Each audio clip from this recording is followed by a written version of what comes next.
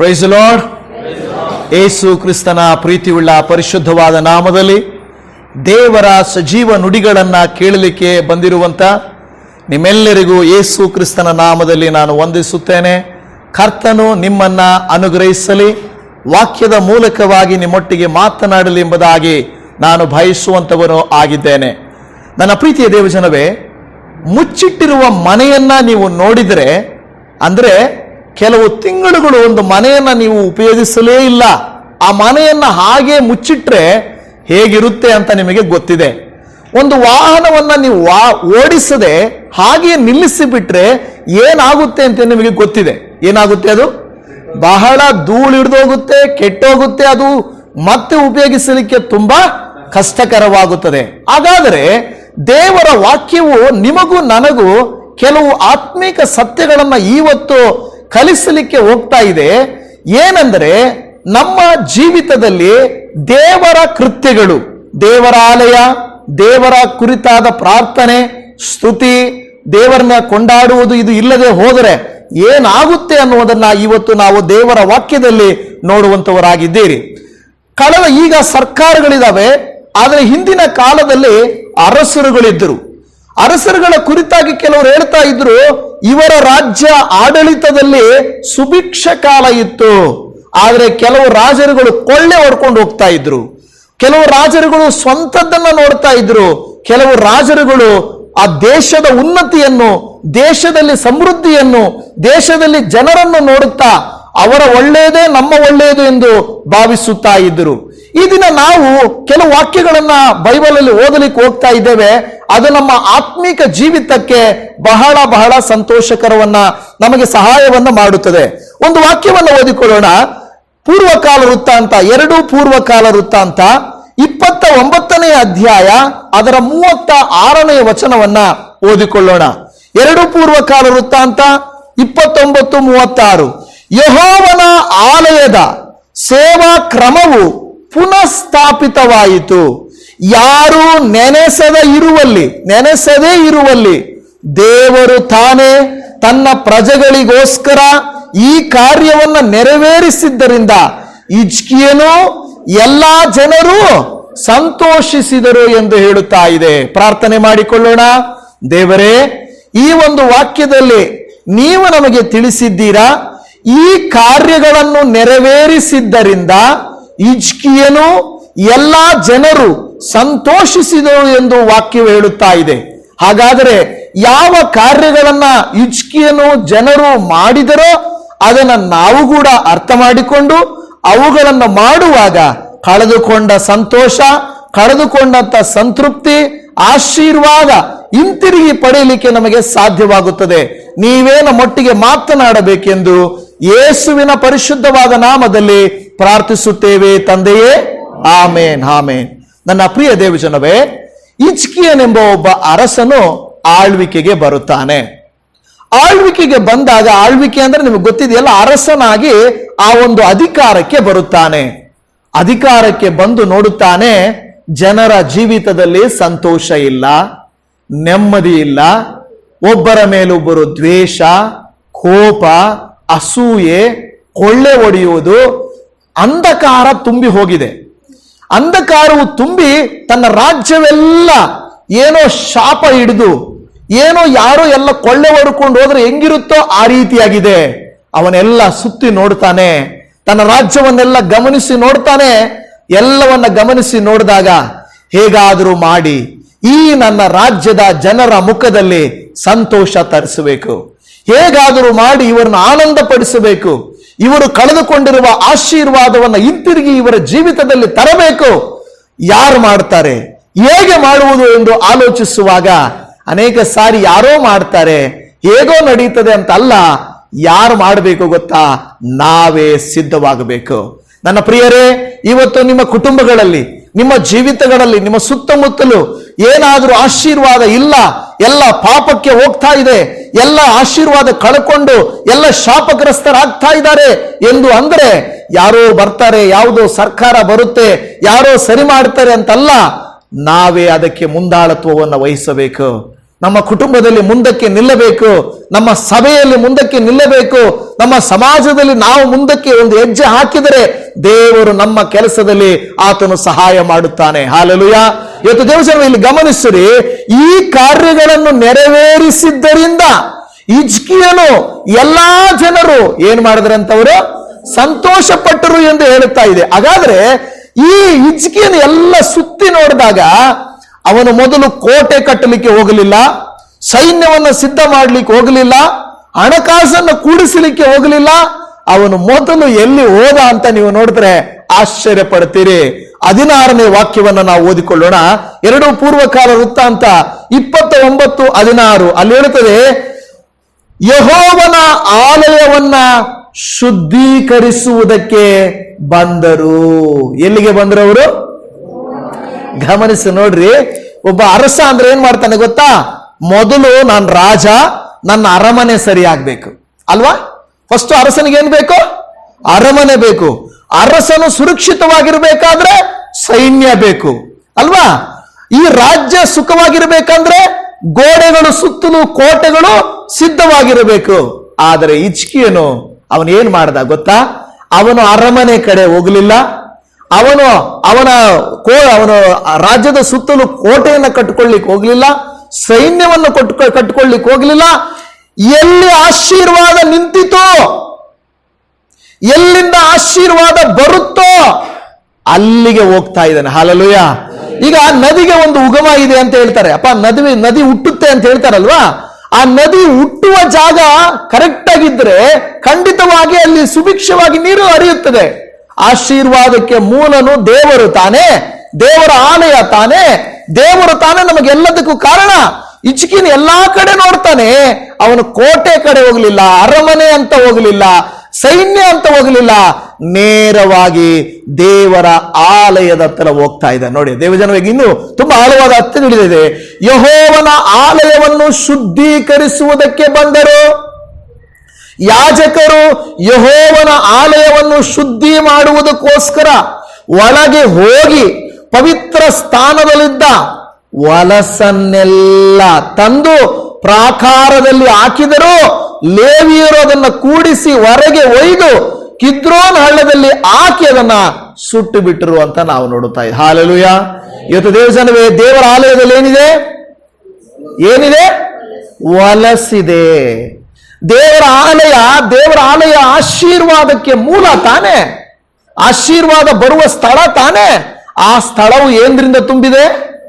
ಹೊಲಸಿನಿಂದ ತುಂಬಿದೆ. ಅದು ಮಾತ್ರವಲ್ಲದೆ ಅಲ್ಲಿ ಏನ್ ಮಾಡಿದ್ದಾರೆ? ಹೊಲಸಿನಿಂದ ತುಂಬಿರುವುದು ಮಾತ್ರ ಅಲ್ಲ, ಅದನ್ನ ಮುಚ್ಚಿದ್ದಾರೆ. ದೇವರ ಆಲಯವನ್ನು ಮುಚ್ಚಿದ್ದಾರೆ. ಅಲ್ಲಿ ವಾಕ್ಯಗಳಿಂದ ನಾನು ನಿಮಗೆ ತೋರಿಸ್ತೇನೆ. ಆ ಆಲಯವನ್ನ ಮುಚ್ಚಿದ್ದಾರೆ, ಹೊಲಸನ್ನೆಲ್ಲ ತಂದು ಅಲ್ಲಿ ತುಂಬಿ ಹೋಗಿದೆ.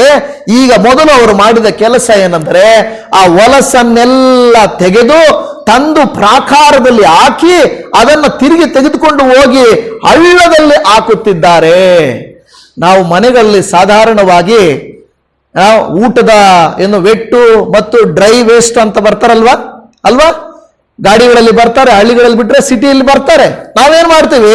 ಅದನ್ನೆಲ್ಲ ಮನೆಯಲ್ಲಿ ಒಂದು ಕಡೆ ಹಾಕಿಟ್ಟು ಅವರು ಬಂದಾಗ ತೆಗೆದುಕೊಂಡು ಹೋಗಿ ಅವರು ತೆಗೆದುಕೊಂಡು ಹೋಗಿ ಸಿಟಿ ಹೊರಗಡೆ ಹಾಕ್ತಾರೆ. ಎಲ್ಲ ನಮ್ಮ ಮನೆಯಲ್ಲಿ ಬಿಸಾಡಿವೆ ಅಂದ್ರೆ ಹೆಂಗಿರುತ್ತೆ? ಚೆನ್ನಾಗಿರುತ್ತಾ? ಹೋಗಿ ಎಲ್ಲ ತಗೊಂಡೋಗಿ ಬೀದಿಗಳಲ್ಲಿ ಹಾಕಿದ್ರೆ, ಎಲ್ಲ ಅವರು ತಗೊಂಡೋಗಿ ರೋಡ್ಗಳಲ್ಲಿ ಹಾಕ್ಬಿಟ್ರೆ ಹೆಂಗಿರುತ್ತೆ? ಚೆನ್ನಾಗಿರಲ್ಲ. ಯಾಕೆಂದ್ರೆ ಆ ಪಟ್ಟಣ, ಈಗ ಕೆಲವರು ಹೇಳಿದ್ರು ಕೆಲವು ದಿನಗಳ ಹಿಂದೆ, ಬೆಂಗಳೂರು ಗಾರ್ಡನ್ ಸಿಟಿ ಅಲ್ಲ, ಬೆಂಗಳೂರು ಗಾರ್ಬೇಜ್ ಸಿಟಿ. ಏನು? ಬೆಂಗಳೂರು ಗಾರ್ಡನ್ ಸಿಟಿ ಅಲ್ಲ, ಗಾರ್ಬೇಜ್ ಸಿಟಿ. ಏನು ಗಾರ್ಡನ್ ಅಂದ್ರೆ ಆ ತೋಟದ ತರ ಎಷ್ಟು ಚೆನ್ನಾಗಿ ನೀಟಾಗಿರ್ತದೆ, ಆದ್ರೆ ಗಾರ್ಬೇಜ್ ಅಂದ್ರೆ ಎಲ್ಲ ಹೊಲಸನ್ನ ತಂದು ಹಾಕಿರ್ತಾರೆ. ನೋಡಿ, ನಮ್ಮ ಮನೆಗಳಲ್ಲಿ ಹೊಲಸಿರ್ಲಿಕ್ಕೆ ನಮ್ಗೆ ಇಷ್ಟ ಆಗಲ್ಲ, ನಮ್ಮ ವಾಸ ಮಾಡುವ ಜಾಗಗಳಲ್ಲಿ ಹೊಲಸು ಇರ್ಲಿಕ್ಕೆ ಇಷ್ಟ ಇಲ್ಲ. ಆಲಯದಲ್ಲಿ ಹೊಲಸು ತುಂಬಿಕೊಂಡಿದ್ರೆ ಆಶೀರ್ವಾದ ಎಲ್ಲಿಂದ ಬರುತ್ತದೆ? ಇಲ್ಲಿ ಈ ಹಿಜ್ಕೀಯನು ಮಾಡಿದಂತ ಮೊದಲ ಕೆಲಸ ಏನಂದ್ರೆ, ಅಲ್ಲಿ ಹೋಗಿ ಏನ್ ಮಾಡ್ಬಿಟ್ಟ? ಎಲ್ಲ ಹೊಲಸನ್ನ ತೆಗೆಸಿಬಿಟ್ಟ. ಆದ್ರೆ ಇಲ್ಲಿ ಹಿಂದಕ್ಕೆ ಹೋಗೋಣ, ಎಲ್ಲಿಂದ ಹೊಲಸು ಬಂತು, ಹೇಗೆ ಏನು ಹೊಲಸು ತುಂಬಿದುಕೊಳ್ತು? ಇದೇ ಅಧ್ಯಾಯದ 6 ಮತ್ತು 7ನೇ ವಚನವನ್ನು ಓದ್ರಿ. ನೋಡ್ರಿ, ಹೇಳಿ, ನಮ್ಮ ಪಿತೃಗಳು ನಮ್ಮ ದೇವರಾದ ಯೆಹೋವನಿಗೆ ದ್ರೋಹ ಮಾಡಿ ಏನ್ ಮಾಡಿದ್ರು? ದ್ರೋಹ ಮಾಡಿ ಆತನ ಚಿತ್ತಕ್ಕೆ ವಿರುದ್ಧವಾಗಿ ನಡೆದು ಆತನನ್ನು ಬಿಟ್ಟರು. ಅವರು ಆತನು ವಾಸ ಮಾಡುವ ಸ್ಥಳಕ್ಕೆ ಬೆನ್ನು ಕೊಟ್ಟು ವಿಮುಖರಾದರು. ಏನ್ ಮಾಡಿದ್ರು ಅವತ್ತು? ಬೆನ್ನು ಕೊಟ್ಟು ವಿಮುಖರಾದರು. ಅದರ ಮಂಟಪದ ಬಾಗಿಲುಗಳನ್ನ ಮುಚ್ಚಿ ದೀಪಗಳನ್ನು ನಂದಿಸಿ ಇಸ್ರಾಯೇಲ್ ದೇವರ ಪವಿತ್ರ ಸ್ಥಾನದಲ್ಲಿ ಧೂಪ ಹಾಕುವುದನ್ನು, ಸರ್ವಾಂಗ ಹೋಮ ಸಮರ್ಪಿಸುವುದನ್ನು ನಿಲ್ಲಿಸಿ ಬಿಟ್ಟರು. ಏನೇನ್ ನಿಲ್ಲಿಸಿದ್ರು ಇವರು? ಮೊದಲು ಹೇಳ್ತದೆ, ಏನ್ ಹೇಳ್ತದೆ ಅವರು? ಆತನ ಚಿತ್ತಕ್ಕೆ ವಿರುದ್ಧವಾಗಿ ನಡೆದ್ರು, ದ್ರೋಹ ಮಾಡಿದ್ರು, ಆತನನ್ನ ಬಿಟ್ಬಿಟ್ರು, ಆತನ ಸ್ಥಳಕ್ಕೆ ಬೆನ್ನು ಕೊಟ್ಟರು, ಮಂಟಪದ ಬಾಗಿಲುಗಳನ್ನ ಮುಚ್ಚಿದ್ರು, ದೀಪಗಳನ್ನ ಆರಿಸಿದ್ರು, ಧೂಪ ಹಾಕೋದನ್ನ. ನಮ್ಮ ಮನೆಗಳಲ್ಲಿ ಲೈಟ್ ಹಾಕಿ ಕಸ ಕಡ್ಡಿ ಎಲ್ಲ ಇದ್ರೆ ಗುಡಿಸಿ ಒರೆಸಿ ಶುಚಿ ಮಾಡ್ತಾ ಇದ್ರೆ ಆ ಮನೆ ಎಷ್ಟು ಚೆನ್ನಾಗಿರ್ತದಲ್ವಾ. ಆದರೆ ಬಾಗಿಲು ಮುಚ್ಚಿಬಿಟ್ಟು, ಅಂದ್ರೆ ಒಂದು ವೇಳೆ ದೀಪಗಳೆಲ್ಲ ಆರಿಸ್ಬಿಟ್ಟು, ಲೈಟ್ ಎಲ್ಲ ಆರಿಸ್ಬಿಟ್ಟು ಅಲ್ಲಿ ಧೂಪ ಹಾಕೋದು ಅಂದ್ರೆ ಒಂದು ವೇಳೆ ಸುಗಂಧದ ಯಾವುದೇ ಒಂದು ಮಾಡೋದನ್ನ ನಿಲ್ಲಿಸ್ಬಿಟ್ಟು ಮನೆಯಲ್ಲಿ ಏನ್ ಮಾಡ್ತೀವಿ? ಸಾಧಾರಣವಾಗಿ ಪೆನಾಯಿಲ್ ಹಾಕಿ, ಏನಾದ್ರೂ ಒಂದು ಆರ್ಪಿಕ್ ಹಾಕಿ, ಏನಾದ್ರೂ ಹಾಕಿ ಎಲ್ಲ ತೊಳೆದು ಶುದ್ಧೀಕರಣ ಸ್ವಲ್ಪ ಗಮ್ ಅಂತದೆ ಅಲ್ವಾ? ಅದು ಒರೆಸುವಾಗ ಅದು ಆ ತರ ಮಾಡ್ತಾ ಇದ್ರೆ ಮನೆ ಗಮ್ ಅಂತದೆ, ಇಲ್ಲ ಅಂದ್ರೆ ಗಲೀಜಾಗಿರ್ತದೆ. ಈಗ ನೋಡಿ, ಲೈಟ್ ಆರಿಸಿದ್ರು, ಅಲ್ಲಿ ಧೂಪ ನಿಲ್ಲಿಸಿದ್ರು, ಅಲ್ಲಿ ನಡೆಯುತ್ತಿರುವಂತ ಈ ಕಾರ್ಯಗಳು ಎಲ್ಲವೂ ದೀಪ ನಿಲ್ಲಿಸಿ, ಧೂಪ ಆರಿಸಿ, ಬಾಗಿಲುಗಳನ್ನು ಮುಚ್ಚಿ, ದೇವರಿಗೆ ಅವಿಧೇಯರಾಗಿ ದೇವರಿಗೆ ಬೆನ್ನು ಕೊಟ್ಟು ಹೊರಟೋದ್ರು. ಯಾವಾಗ ಅವರು ದೇವರನ್ನ ಬಿಟ್ಟು ಹೋದರೋ ಅವರ ದೇಶವೆಲ್ಲ ಕತ್ತಲೆ, ಅಂಧಕಾರ, ಕೆಟ್ಟತನ, ದುಷ್ಟತನ ತುಂಬಿಕೊಳ್ಳುತ್ತಾ ಇದೆ. ನನ್ನ ಪ್ರಿಯರೇ, ಎಲ್ಲಿಯವರೆಗೂ ದೇವರ ಭಯಭಕ್ತಿ ಇಲ್ಲುವುದಿಲ್ಲವೋ, ದೇವರನ್ನ ನೆನೆಸುವುದಿಲ್ಲವೋ, ದೇವರನ್ನ ಪ್ರಾರ್ಥಿಸುವುದಿಲ್ಲವೋ, ಆ ಸ್ಥಳವಾಗಲಿ, ಆ ಮನೆಯಾಗಲಿ ಅಂಧಕಾರದಿಂದ ತುಂಬಿ ಹೋಗ್ತದೆ. ಬೆಳಕು ಆಫ್ ಆದ್ರೆ ಏನಾಗುತ್ತೆ? ಅಂಧಕಾರ ತುಂಬಿಕೊಳ್ತದೆ. ಈಗ ದೇವರ ವಾಕ್ಯ ಹೇಳ್ತಾ ಇದೆ, ಯಾವುದು ನಿಜವಾಗಿಯೂ ಈ ಬೆಳಕು ಅಂಧಕಾರ ಎಂದು ನೀವು ನೋಡುವಾಗ ಸ್ತುತಿ ಸ್ತೋತ್ರಗಳು, ಆರಾಧನೆ, ವಾಕ್ಯ ಧ್ಯಾನ ನಿಮ್ಮ ಮನೆಯಲ್ಲಿ, ನಿಮ್ಮ ಆಲಯದಲ್ಲಿ ನಿಂತರೆ, ನಿಮ್ಮ ಸಮಾಜದಲ್ಲಿ ನಿಂತರೆ ಅಲ್ಲಿ ಏನಾಗುತ್ತೆ ಗೊತ್ತಾ? ಎಲ್ಲ ಕೆಟ್ಟತನವನ್ನ ಯಾರು ನಿಲ್ಲಿಸೋರಿಲ್ಲ.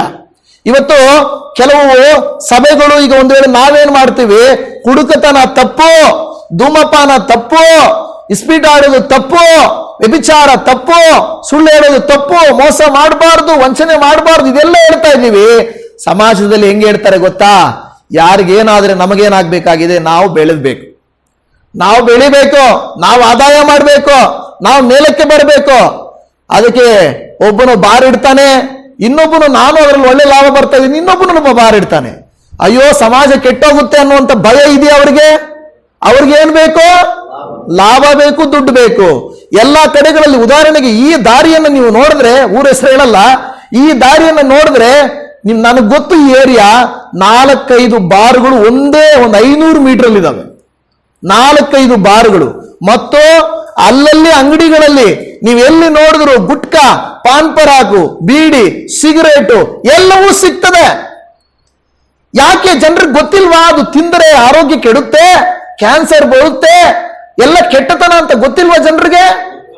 ಯಾರಾದ್ರೂ ಹೋಗ್ಬಿಟ್ಟು, ಯಾಕಯ್ಯ ಅಲ್ಲಲ್ಲಿ ನೀವು ಇಟ್ಕೊಂಡು ಮಾಡ್ತಾ ಇದ್ದೀರಾ, ಎತ್ತರ ಇದನ್ನ, ನಮ್ಮ ಸಮಾಜ ಕೆಡುತ್ತೆ, ನಮ್ಮ ಗಂಡಸರು ಕೆಡ್ತಾರೆ, ನಮ್ಮ ಸಮಾಜದಲ್ಲಿ ಹಾಳಾಗ್ತದೆ ಅಂತ ಹೇಳ್ತಾರ?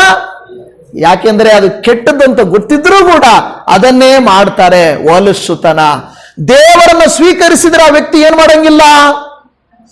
ಗುಟ್ಕ ತಿನ್ನಂಗಿಲ್ಲ, ಪಾನ್ ಪರಾಗ್ ತಿನ್ನಂಗಿಲ್ಲ, ಬೀಡಿ ಸೇದಂಗಿಲ್ಲ, ಕುಡಿಯಂಗಿಲ್ಲ, ಕೆಟ್ಟದ್ದು ಮಾಡಂಗಿಲ್ಲ. ಅದಕ್ಕೆ ಏನ್ ಮಾಡ್ತಾರೆ ಗೊತ್ತಾ? ಇವೆಲ್ಲವನ್ನು ಬಿಡಕ್ಕಾಗಲ್ಲ, ದೇವರನ್ನೇ ಬಿಟ್ಬಿಡ್ತೀವಿ. ಸುಲಭ ತಾನೇ? ಇಲ್ಲ ದೇವರು ಬೇಕು, ಇಲ್ಲ ಇವೆಲ್ಲ ಬೇಕು. ಏನು ಯಾವಾಗ ನೋಡಿದ್ರು ನೀನು ನನಗೆ ಸಿನಿಮಾ ನೋಡ್ಬೇಡ ಅಂತೀಯ, ಕ್ರಿಕೆಟ್ ನೋಡ್ಬೇಡ ಅಂತೀಯ, ಆಚೆ ಹೋಗಿ ತಿರುಗಬೇಡ ಅಂತೀಯ, ಕುಡಿಬೇಡ ಅಂತೀಯ, ತಿನ್ಬೇಡ ಅಂತೀಯ. ಬೇಡ ಬಿಡು, ನಾನು ದೇವ್ರನ್ನೇ ನಂಬಲ್ಲ. ದೇವ್ರು ನಂಬಿದ್ರೆ ತಾನು ಇದೆಲ್ಲ ಬಿಡಬೇಕು? ನನಗೆ ದೇವರೇ ಬೇಡ. ಎಷ್ಟು ಸುಲಭ ಆಗೋಗಿದೆ ನೋಡಿ ದೇವ ಜನವೇ. ಇವತ್ತೇನಾಗಿದೆ ಅಂದ್ರೆ, ಜನರಿಗೆ ಸುಖ ಭೋಗ ಬೇಕು, ಕೇಳಬಾರ್ದು, ಎಲ್ಲರೂ ಅದಕ್ಕೆ ಸುಖವಾಗಿ ತಮ್ಮ ಇಷ್ಟಾನುಸಾರ ನಡಿಬೇಕು, ಇಷ್ಟಾನುಸಾರ ನಡಿಬೇಕು. ಅದು ಒಳ್ಳೇದ ಅಂತ ಕೇಳಿದ್ರೆ ಸರ್ಕಾರಕ್ಕೂ ಗೊತ್ತು ಕೆಟ್ಟದ್ದಂತ, ಸಮಾಜಕ್ಕೂ ಕೆಟ್ಟದಂತ, ಆದರೆ ಅದನ್ನೇ ಮಾಡುತ್ತಾರೆ. ಇವತ್ತು ಯಾವತ್ತು ನಾವು ದೇವರನ್ನ ಬಿಡ್ತೇವೋ ಆವತ್ತು ಸ್ವಾತಂತ್ರ್ಯ, ನಮಗೆ ಏನ್ ಬೇಕಾದ್ರೂ ಮಾಡ್ಬೋದು. ನೋಡಿ, ಇವರು ಕೂಡ ಅದೇ ಅಂದ್ಕೊಂಡ್ರು. ಆದರೆ ಒಂದಲ್ಲ ಒಂದು ದಿವಸ ಏನಾಗುತ್ತೆ ಗೊತ್ತಾ? ಅಲ್ಲಲ್ಲಿ ಜನರನ್ನ ನೋಡ್ರಿ, ಹೇಳ್ತಾರೆ ನನಗೆ ಗಂಟ್ಲು ಕ್ಯಾನ್ಸರು, ನನಗೆ ಲಿವರ್ ಕ್ಯಾನ್ಸರು, ನನಗೆ ಬ್ಲಡ್ ಕ್ಯಾನ್ಸರು, ನನಗೆ ಮೌತ್ ಕ್ಯಾನ್ಸರು. ಏನಪ್ಪ ನೀವು ಬಿಟ್ಬಿಡಿ, ಎಲ್ಲರನ್ನು ತಿನ್ನೋದು ಬಿಟ್ಬಿಡಿ. ಅವರವರು ಹೇಳ್ತಾರೆ ನನಗೆ ಆರೋಗ್ಯ ಸರಿಯಿಲ್ಲ, ಆರೋಗ್ಯ ಸರಿಯಿಲ್ಲ, ಆರೋಗ್ಯ ಸರಿಯಿಲ್ಲ. ಸಮಾಜ ಏನಾಗುತ್ತೆ? ಅನಾರೋಗ್ಯ ಪಾಲಾಗುತ್ತದೆ. ಮನೆ ಬಾಡಿಗೆಗಳು ಕಟ್ಟಕ್ಕಿರಲ್ಲ, ಮನೆಗಳಲ್ಲಿ ಮಕ್ಕಳಿಗೆ ಊಟ ಕೊಡಕ್ಕಿರಲ್ಲ, ಸಂತೋಷ ಇರಲ್ಲ, ಸಮಾಧಾನ ಇರಲ್ಲ, ಜಗಳ ಯಾವಾಗಲೂ, ಕಿತ್ತಾಡು, ಹೊಡೆದಾಡು.